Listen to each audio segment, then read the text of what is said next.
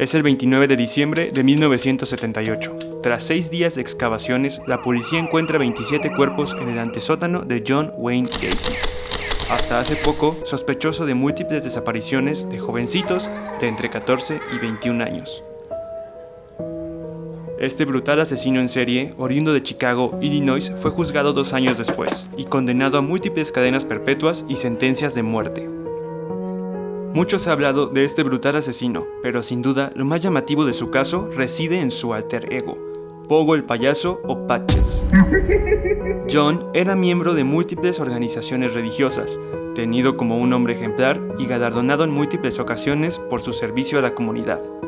Su alter ego nace en este ambiente, como un entretenimiento para chicos de escasos recursos o celebraciones organizadas por él o las comunidades de las que era parte. Hay muchos mitos detrás de su vida, como el que reza que sus crímenes eran cometidos usando su disfraz del temible payaso, o que sufría de un desorden de personalidad múltiple y Pogo o Patches era su lado siniestro. Esto último es cierto, pero la otra personalidad de Gacy respondía al nombre de Jack. Estos rumores nacen de algo muy normal, la mitificación, fruto del morbo o la necesidad humana de engrandecer una historia y llevarla al terreno legendario, para proveerla de un toque interesante y llamativo. Curiosamente, por años, la carrera de este asesino ha estado ligada a un popular personaje, famoso en el terreno literario, cinematográfico y en un todo como parte ya importante de la cultura popular.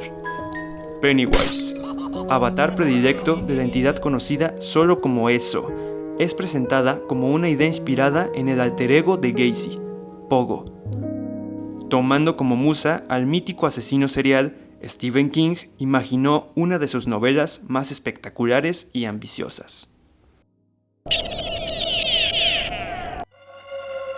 Los lectores constantes no son ajenos al meollo de esta situación, pero no está de más tocar este tema aquí. Cada vez que esta novela está en el ojo público por adaptaciones, guiños en otras novelas o comentarios del propio Stephen King, un portal de noticias o creador de contenido liga esta obra con el famoso asesino en serie. Cosa muy normal, pues dota a la historia de un factor morbo muy atractivo. Yo mismo recuerdo escuchar esos rumores en mi escuela, o que se llamara Pennywise payaso asesino, o diabólico, o algo que no tiene nada que ver con el verdadero origen del personaje. También había rumores extraños como que comía bebés o era un violador. Estos rumores vienen a raíz de la popularidad de la primera adaptación de la historia y tienen su origen en tiempos en que internet era muy limitado. Pero volviendo al tema, ¿es cierto o no que Stephen King basó esta historia maravillosa en el legendario asesino en serie John Wayne Gacy y su personaje o alter ego Pogo el payaso?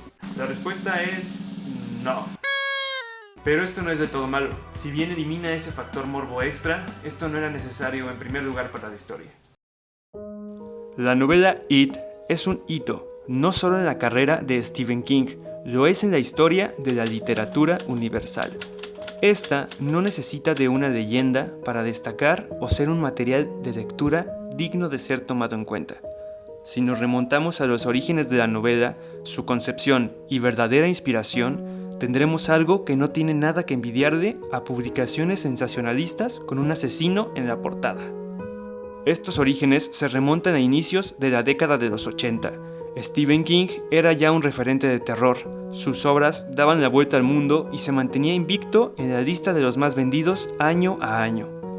En este punto, él tenía solo un deseo: el deseo de poner en una sola obra todo lo que él conocía sobre el género de terror y que a la vez sirviera como respuesta a todo el que le preguntaba en dónde estaba su mente al escribir y describir escenarios tan tétricos y situaciones tan oscuras como los personajes que tienen que enfrentarlas.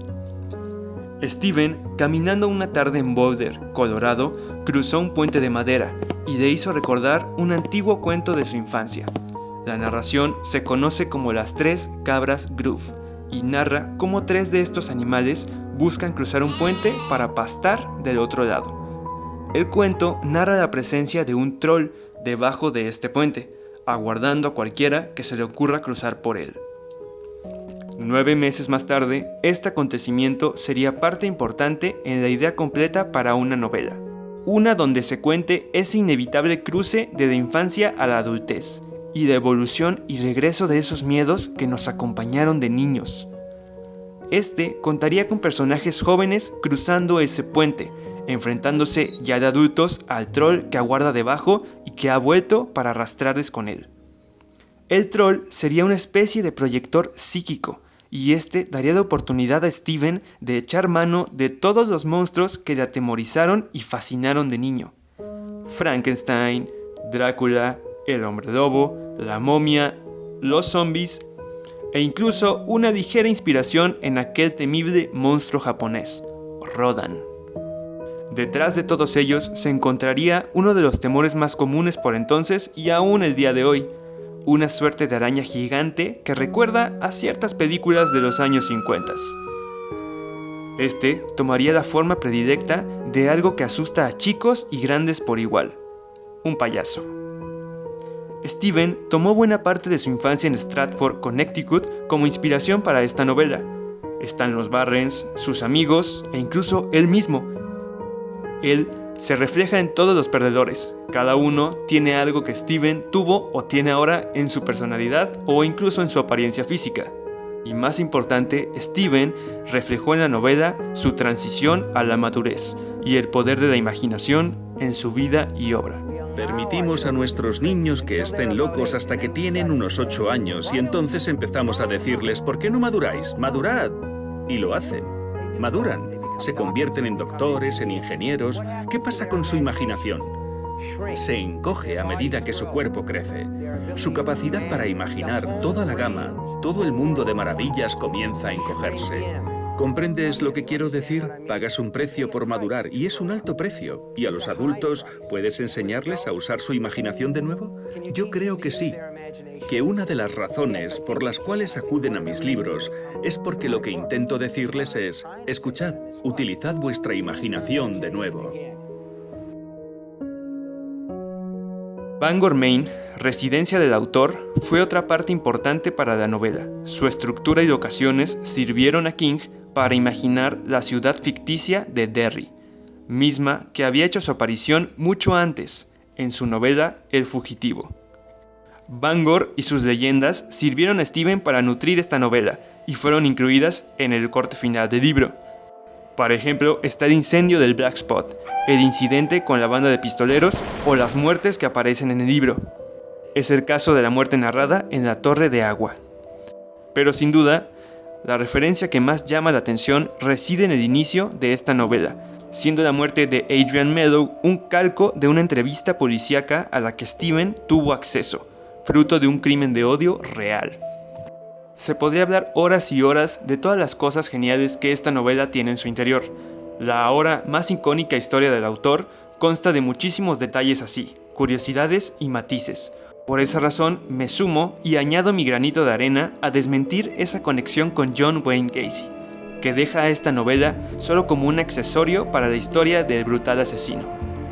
Esta obra de King unifica no solo muchos temores que todos vivimos en nuestra infancia, habla para muchas generaciones y lleva consigo un mensaje distinto dependiendo del momento de tu vida en que decidas adentrarte en sus casi 1500 páginas. No solo puede llevarte a sentir temor y repelús de los monstruos y situaciones que presenta, también puede transportarte, como hizo conmigo, a la sencillez de la infancia, cuando el más horrible monstruo puede ser vencido si tienes la fe suficiente para creerlo.